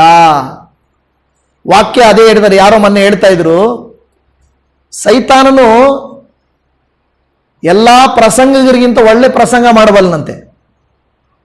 ಸೈತಾನು ನಮಗಿಂತ ಒಳ್ಳೆ ಪ್ರಸಂಗ ಮಾಡಬಲ್ಲನಂತೆ. ಸೈತಾನನು ನಮಗಿಂತ ಚೆನ್ನಾಗಿ ಆಡಬಲ್ಲನು. ಸೈತಾನನು ನಮಗಿಂತ ಒಳ್ಳೆ ಪ್ರವಾದನೆಗಳನ್ನು ಮಾಡಬಲ್ಲನು. ಆದರೆ ಸೈತಾನನಿಗೆ ಏನಾಗಲ್ಲ ಗೊತ್ತಾ? ವಾಕ್ಯದಂತೆ ನಡ್ಕೊಳ್ಳಕ್ಕಾಗಲ್ಲ ಅವನಿಗೆ. ಅದಕ್ಕೆ ನಮಗೆ ದೇವರ ವಾಕ್ಯ ಹೇಳ್ತಾ ಇರೋದು, ಪ್ರಸಂಗಿಸೋದಲ್ಲ, ಆಲಯಕ್ಕೆ ಹೋಗೋದಲ್ಲ, ತೋರಿಸ್ಕೊಳ್ಳೋದಲ್ಲ, ವಾಕ್ಯದಂತೆ ಪ್ರತಿದಿನ ನಮ್ಮನ್ನು ನಾವು ಪರೀಕ್ಷಿಸಿಕೊಳ್ಳದೆ ಹೋದರೆ ದೇವಜನವೇ ಪರಿಶುದ್ಧರಾಗಿರ್ಲಿಕ್ಕೆ ನಮಗೆ ಸಾಧ್ಯ ಇಲ್ಲವೇ ಇಲ್ಲ. ಇವತ್ತು ಹಾಗಾದರೆ ನಾವು ಹೇಗಿದ್ದೇವೆ? ನಮ್ಮನ್ನು ಪರೀಕ್ಷಿಸಿಕೊಳ್ಳೋಣ. ದೇವರ ವಾಕ್ಯ ಹೇಳುತ್ತದೆ, ನೀವೇ ದೇವರ ಆಲಯ ಅಂತ ಹೇಳ್ತಾ ಇದೆ. ನಮ್ಮಲ್ಲಿ ದೇವರ ವಾಕ್ಯ ಇದೆಯಾ? ದೇವರ ಸ್ತುತಿ ಇದೆಯಾ? ಯಾವಾಗೋ ಭಾನುವಾರಕ್ಕೊಂದು ದಿವಸ ಎಣ್ಣೆ ಹಾಕಿ ದೀಪ ಹಚ್ಚದಂಗ? ನಮಗ್ ಗೊತ್ತು, ಈ ಕಾಲದಲ್ಲಿ ದೇವ್ರಿಗೆ ಸ್ತೋತ್ರ. ಯೂಟ್ಯೂಬ್ಗಳಲ್ಲಿ, ಟಿವಿಗಳಲ್ಲಿ ವಾಕ್ಯಗಳು ಯಥೇಚ್ಛವಾಗಿ ಬರ್ತಾ ಇದೆ. ದೇವ್ರಿಗೆ ಸ್ತೋತ್ರ. ಆದ್ರೆ ನಾನು ಕೇಳ್ತಾ ಇದ್ದೀನಿ, ಆ ವಾಕ್ಯದ ಹಾಗೆ ನಡ್ಕೊಂಡ್ರೆ ಅದು ಪ್ರಯೋಜನಕರ, ಇಲ್ಲದೆ ಹೋದರೆ ಯಾವ ಪ್ರಯೋಜನವೂ ಇಲ್ಲ. ಈ ದಿನ ನಾವು ನಮ್ಮ ಕಣ್ಣುಗಳನ್ನು ಮುಚ್ಚೋಣ, ಸ್ವಲ್ಪ ಸಮಯ ದೇವರಲ್ಲಿ ಪ್ರಾರ್ಥನೆ ಮಾಡಿಕೊಳ್ಳೋಣ. ಹಿಜ್ಕೀಯನು ಮಾಡಿದಂಥ ಕೆಲಸವನ್ನ ನಾವು ಮಾಡಲಿಕ್ಕೆ ಸಿದ್ಧ ಇದ್ದೇವಾ ಅಂತ ಯೋಚನೆ ಮಾಡೋಣ. ಹಿಜ್ಕೀಯನು ಮಾಡಿದ ಕೆಲಸಗಳಲ್ಲಿ ಕೆಲವನ್ನ ಮಾತ್ರ ಯೋಚನೆ ಮಾಡಿಕೊಂಡಿದ್ದೇವೆ. ಆಲಯವನ್ನು ಶುದ್ಧೀಕರಿಸಿದನು. ಯಾವುದೆಲ್ಲ ಅವರು ಮುಚ್ಚಿದ್ರೋ ಬಿಟ್ಟಿದ್ರೋ ಅದೆಲ್ಲವನ್ನ ಪ್ರಾರಂಭಿಸಿದನು. ದೇವರ ಆಲಯಕ್ಕೆ ಮುಂಜಾನೆಯಲ್ಲಿ ಹೋದನು. ಅನೇಕ ಕೃತ್ಯಗಳನ್ನಲ್ಲಿ ನಾವು ನೋಡುತ್ತಾ ಇದ್ದೇವೆ. ಯಾವ ಎಲ್ಲ ಕೃತ್ಯಗಳು ನಿಲ್ಲಿಸಿದ್ದನೋ ಎಲ್ಲವನ್ನು ಅವನು ಪ್ರಾರಂಭಿಸಿದನು. ಯಾವಾಗ ನಿಂತು ಹೋಗಿರುವ ಕೃತ್ಯಗಳನ್ನ ಹಿಜ್ಕೀಯನು ಪ್ರಾರಂಭಿಸಿದನೋ, ಅವನ ದೇಶದಲ್ಲಿ ಸಂತೋಷವು ಅವನ ಪ್ರಜೆಗಳಲ್ಲಿ ಆನಂದವೂ ತುಂಬಿತು ಎಂದು ನೋಡುತ್ತಾ ಇದ್ದೇವೆ. ಇವತ್ತು ನಿಮ್ಮ ನನ್ನ ಕುಟುಂಬಗಳಲ್ಲಿ ಇನ್ನೂ ಅಂಧಕಾರ ತುಂಬಿದೆಯಾ? ಸಂತೋಷವಿಲ್ಲದೆ ಇದೆಯಾ? ದುಃಖವೂ ಪ್ರಯಾಸವೂ ಇದೆಯಾ? ಜಯವಿಲ್ಲದೆ ಇದೆಯಾ? ನಾವು ಇದ್ದ ಸ್ಥಿತಿಯಲ್ಲೇ ಇದ್ದೇವಾ? ಬದಲಾವಣೆಗಳೇ ಆಗ್ತಾ ಇಲ್ವಾ? ದೇವರು ಇವತ್ತು ನಮ್ಮೊಟ್ಟಿಗೆ ಮಾತನಾಡಿ ಹೇಳ್ತಾ ಇದ್ದಾರೆ, ಮಗನೇ ಮಗಳೇ, ದೀಪವನ್ನು ಹಚ್ಚುತ್ತೀಯಾ? ಧೂಪವನ್ನು ಹಾಕುತ್ತೀಯಾ? ದೇವರ ಪ್ರಸನ್ನತೆಯನ್ನು ಆಹ್ವಾನಿಸಿ ಬಾಗಿಲನ್ನು ತೆರೆಯುತ್ತೀಯಾ? ಬೆನ್ನು ತೋರಿಸಿ ಹೋದ ನೀನು ದೇವರ ಬಳಿಗೆ ಹಿಂತಿರುಗಿ ಬರುತ್ತೀಯಾ? ದೇವರನ್ನ ಪ್ರೀತಿಸಿ ದೇವರ ವಾಕ್ಯಗಳನ್ನು ಕೈಕೊಂಡು ನಡೆಯುತ್ತೀಯಾ? ಆಗ ದೇವರ ವಾಕ್ಯ ಹೇಳುತ್ತಾ ಇದೆ, ಶುಭವು ಕೃಪೆಯು ನಿನ್ನನ್ನ ಹಿಂಬಾಲಿಸುವು ಎಂಬುದಾಗಿ. ಹಿಜ್ಕೀಯನ ದೇಶವನ್ನ ದೇವರು ಸುಭಿಕ್ಷೆ ಮಾಡಿದನು, ಶುಭಗಳಿಂದ ತುಂಬಿಸಿದನು. ಯಾಕೆಂದರೆ ಅವನು ದೇವರ ಆಲಯವನ್ನು, ದೇವರ ವಾಕ್ಯವನ್ನು ಪ್ರೀತಿಸಿದನು. ಇವತ್ತು ದೇವಜನವೇ, ನೀವು ನಾನು ಅದೇ ರೀತಿಯಲ್ಲಿ ಮಾಡಿದರೆ ದೇವಾಶೀರ್ವಾದವು ನಮಗೂ ನಮ್ಮ ಕುಟುಂಬಗಳಿಗೆ ಲಭಿಸಲಿಕ್ಕಿದೆ. ಅಪ್ಪ, ಯಾರೆಲ್ಲ ಈ ವಾಕ್ಯವನ್ನು ಕೇಳಿ ಹೌದು ದೇವರೇ, ನನಗೂ ನನ್ನ ಕುಟುಂಬಕ್ಕೂ ನಾನಿರುವ ಸಮಾಜಕ್ಕೂ ಈ ಬದಲಾವಣೆ ಬೇಕು, ನಾನು ಬಲಹೀನಳೇ, ನನ್ನಿಂದ ಆಗದು, ಆದರೂ ನಾನು ಪ್ರಯತ್ನಿಸುತ್ತೇನೆ, ಇಗೋ ನಿನ್ನ ಮಗಳು ನಾನು ನಿನಗಾಗಿ ನಿಲ್ಲುತ್ತೇನೆ ಎಂದು, ನಿನ್ನ ಮಗನು ನಾನು ಎಂದು ತೀರ್ಮಾನ ಮಾಡಿದಂತ ಯಾರೇ ಆಗಲಿ ಅವರ ಜೀವಿತದಲ್ಲಿ ಹಿಂತಿರುಗಬಾರದು. ಯೇಸುವೆ, ಅಪಜಯಗಳು ಬರಬಾರದು, ದೇವರ ಕೊರತೆಗಳು ಇರಬಾರದು, ಸಾಲಗಳು ಇರಬಾರದು, ಸಂಕಟಗಳು ಇರಬಾರದು. ಎಲ್ಲ ಆಶೀರ್ವಾದಗಳು ಅವರಿಗೂ ಅವರ ಕುಟುಂಬಕ್ಕೂ ಅವರ ಜೀವಿತಕ್ಕೂ ಅನುಗ್ರಹಿಸಲ್ಪಡಬೇಕು. ಸ್ವಾಮಿ, ಪ್ರಾರ್ಥನೆ ಕೇಳಿದ್ದೀರಾ, ಖಂಡಿತವಾಗಿ ಆಶೀರ್ವಾದ ಮಾಡುತ್ತೀರಿ. ನಿಮಗೆ ಸ್ತೋತ್ರ. ನಿನ್ನ ಕರುಣೆಯ ಕರಕ್ಕೆ ಒಪ್ಪಿಸಿಕೊಡುತ್ತಾ, ಯಾರೊಟ್ಟಿಗೆ ಯಾವ ವಾಕ್ಯವನ್ನು ನೀವು ಹೇಗೆ ಮಾತಾಡಿದರೂ ನನಗೆ ಗೊತ್ತಿಲ್ಲ ಸ್ವಾಮಿ, ಅದೇ ಆಶೀರ್ವಾದಗಳನ್ನೆಲ್ಲ ಅವರಿಗೆ ಸುರಿಯ ಮಾಡಬೇಕೆಂಬುದಾಗಿ ಪ್ರಾರ್ಥನೆ ಕೇಳಿದ ಕರ್ತನೇ ನಿನಗೆ ಸ್ತೋತ್ರ. ಎಲ್ಲ ಮಹಿಮೆ ನಿನಗೆ ಅಪ್ಪ. ನಮ್ಮನ್ನೇ ನಿನ್ನ ಕರುಣೆಯ ಕರಕ್ಕೆ ಕೊಡುತ್ತಾ ನಮ್ಮ ಜೀವಿತಗಳನ್ನು ಬೆಳಗಿಸು, ಆಶೀರ್ವಾದವಾಗಿ ಮಾರ್ಪಡಿಸು ಎಂದು ನಮ್ಮ ರಕ್ಷಕನಾದ ಯೇಸುವಿನ ಪರಿಶುದ್ಧ ನಾಮದಲ್ಲಿ ಪ್ರಾರ್ಥಿಸುತ್ತೇವೆ ತಂದೆಯೇ. ಆಮೇನ್, ಆಮೇನ್, ಆಮೇನ್.